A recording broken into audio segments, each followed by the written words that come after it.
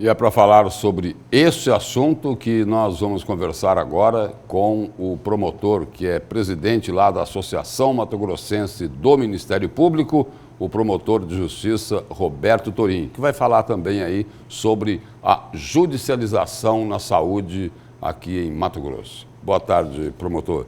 Boa tarde. Promotor, o Ministério Público confia que essa prisão em segunda instância será restabelecida lá pelo Congresso ou está difícil? Bom, veja bem. Fácil não está. Nunca foi fácil. O Ministério Público sempre defendeu, e continuamos defendendo, a constitucionalidade, né, da possibilidade de início do cumprimento da pena após a condenação confirmada em segundo grau de jurisdição. Isso, o Supremo já entendeu assim por um tempo, depois ele voltou atrás, disse que não podia, depois ele voltou novamente, disse que podia, e agora ele disse novamente que não pode, que você tem que aguardar o trânsito em julgado definitivo. A nosso ver, o Supremo o julgamento pelo Supremo mostrou isso, que foi um julgamento de 6-5, né? Então, você teve 5 ministros dizendo que sim, 6 dizendo que não.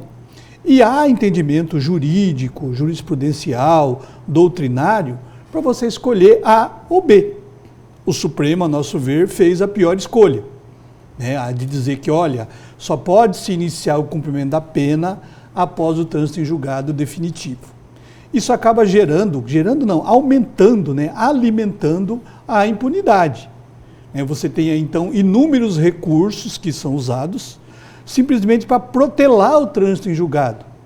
E aí a pessoa condenada, às vezes até centenas de anos de prisão, fica passeando pela cidade impunemente. Isso gera no cidadão... Porque prescreveu o crime. Não é porque prescreveu, porque ainda não transitou em julgado em definitivo a condenação dele. Embora já tenha havido uma condenação em primeiro grau, e essa condenação já tem até sido confirmada em segundo grau. Mas ele vai recorrer a um terceiro grau, normalmente o STJ, e às vezes a um quarto grau, normalmente o STF. Enquanto esses recursos não forem julgados, o condenado continuará solto. Promotor... Isso é o que eu falo que aumenta a sensação de impunidade. O senhor falou, isso relembrou aí, as várias interpretações que o Supremo Tribunal Federal já deu para essa questão da prisão em segunda instância. Eu vou ficar nas duas últimas. Na penúltima, a interpretação do Supremo foi de que valia a prisão em segunda instância. Aí, que era possível. Lula foi preso. Aí na última, o entendimento do Supremo é de que, olha, não vale mais a prisão em segunda instância, tem que esgotar todos os recursos. Aí Lula foi solto. É um julgamento político ou é só uma mera coincidência? Eu prefiro, nesse caso, não pessoalizar. Não vamos usar a pessoa do ex-presidente Lula ou a pessoa do criminoso A ou B. Até porque muitos estão sendo soltos. Ele, infelizmente, até traficantes. Até porque ele, infelizmente, não é o único. Exatamente. Tal qual, na mesma situação, tem centenas, talvez até milhares. Se chegou à conclusão de que beneficiaria em torno de 5 mil condenados essa decisão. Pessoas. Então, não é um, né? Então, não vamos pessoalizar isso. A dificuldade, o problema, é que o Supremo acabou gerando uma insegurança jurídica. E, além de gerar uma insegurança jurídica, ele gerou situações de injustiça. Porque você teve condenados com a sentença confirmada em segundo grau de jurisdição, que dependendo do momento em que o Supremo decidiu, ele poderia iniciar o cumprimento da pena. E outros, tão condenados quanto, com a sentença condenada em segundo grau confirmada em segundo grau de jurisdição, chega ao Supremo no momento em que o Supremo diz não pode. Então, para uns pôde, para outros não pôde. E aí o senhor coloca o seguinte, de um lado causou insegurança. Insegurança porque o juiz, o operador de direito fica, e aí, o que vai valer? Pode ou não pode? E o Supremo fica num vai e vem. O Supremo Tribunal Federal, quando interpreta a Constituição, deveria levar em consideração um julgamento definitivo. Olha, a Constituição foi interpretada pela Corte Máxima, que é o Supremo, e ele disse, é isso. Aquilo acabou. A segurança jurídica, aquilo deveria valer para sempre, mas o Supremo fica indo e voltando sobre o mesmo tema. Só para concluir o questionamento, promotor, de um lado, causa insegurança, do outro, provoca injustiça. É algo assim próximo de assustador, porque nós estamos falando aqui da mais alta corte da justiça brasileira, onde não tem mais recurso. Decidiu lá, acabou. Eu não usaria a palavra assustador, né? O que causa verdadeiramente na gente é a indignação, né? Nós precisamos pôr para o país, para o Estado Democrático de Direito, nós precisamos pôr uma pedra definitiva em cima desse assunto. Resolver de vez, porque senão daqui 1 ano, 2, muda a composição do Supremo, aí o 6-5 inverte, passa a ser nova, pelo contrário. Então, 1 ano e meio valeu, daqui 2 anos não vale mais, daqui 4 muda, quer dizer, isso não pode acontecer, né? Isso é o que gera a chamada insegurança jurídica. E esgotar todos os recursos para que só aí a pessoa possa ser presa, beneficia uma parcela assim muito pequena da sociedade. Normalmente quem tem poder político ou quem tem muito dinheiro. Eu acho que não beneficia parcela nenhuma da sociedade. Beneficia o criminoso. Sim, o criminoso. O condenado. Aquele que não está cumprindo a pena. Mas uma pequena parte dos criminosos. Também fazem parte da sociedade. Mas nem toda a sociedade de criminosos, vamos assim dizer, acaba beneficiada por essa interpretação. Mas voltando aqui, essa interpretação ela é baseada no princípio da presunção de inocência, ou princípio da não culpabilidade, que está lá no artigo 5º da Constituição. Perfeito. Isso está na maioria das constituições do mundo, é normal. Mas também na maioria das constituições do mundo e dos sistemas de justiça do mundo, de todos os países, muito mais desenvolvidos política e socialmente que o Brasil, a pessoa condenada, na maioria dos casos já em 1º grau de jurisdição, ela passa a cumprir a pena. Aqui no Brasil é que se estendeu isso com um garantismo assim, absoluto, em benefício do condenado e em detrimento da sociedade, de que só poderia cumprir a pena, iniciar o cumprimento da pena, após esgotados todos os recursos. E há uma infinidade de recursos. Então, há agravo do agravo do agravo, e isso vai, às vezes, dura décadas, né? E o cidadão já condenado permanece impune.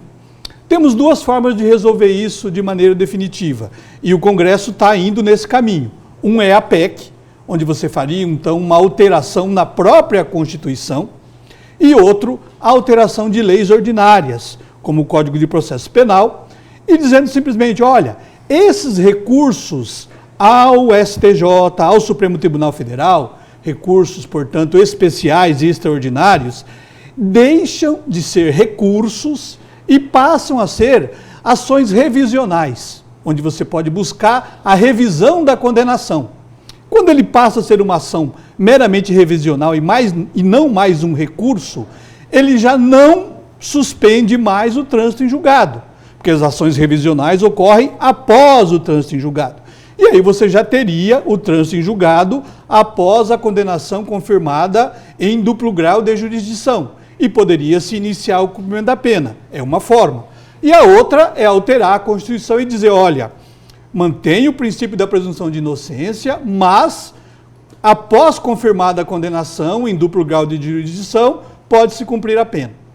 Então temos que fazer isso. O Congresso deve isso à sociedade brasileira. Promotor, antes da gente encerrar aqui, uma outra questão que é muito polêmica. O Ministério Público teve uma reunião ontem com o secretário de Saúde, o procurador do Ministério Público, procurador-geral, alguns promotores e o secretário de Saúde para tentar resolver aí esse problema da judicialização, principalmente no que diz respeito ao superfaturamento em muitos casos que acabam indo para a Justiça. O que é que ficou decidido nessa reunião? Então, nós tivemos uma primeira reunião, né, que é mais uma reunião de encaminhamento, para levar ao secretário a preocupação do Procurador-Geral de Justiça e do Ministério Público com esses relatórios que estão surgindo, sendo apresentados e com os casos que têm se levantado, de superfaturamento, de cobrança muito acima do valor de mercado,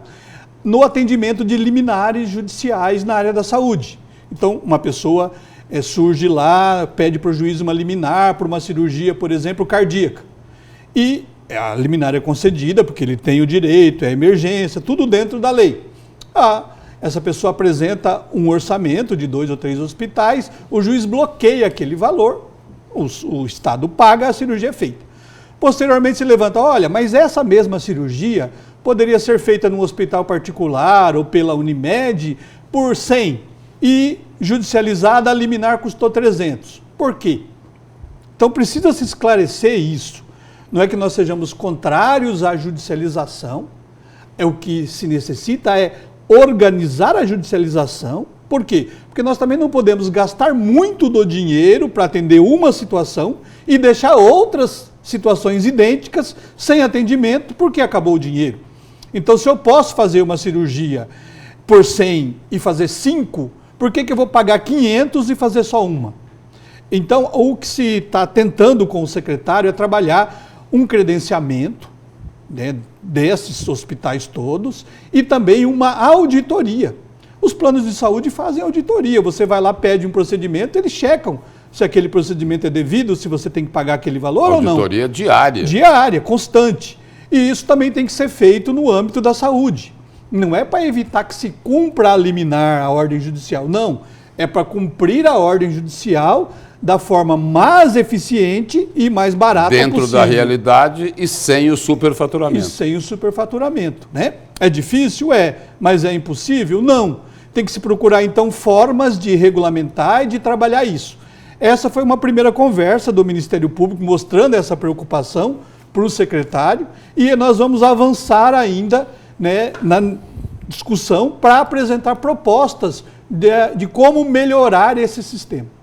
Promotor, muito obrigado pela presença e pelas informações aqui no Jornal do Meio-Dia. Eu que agradeço o espaço e estamos à disposição.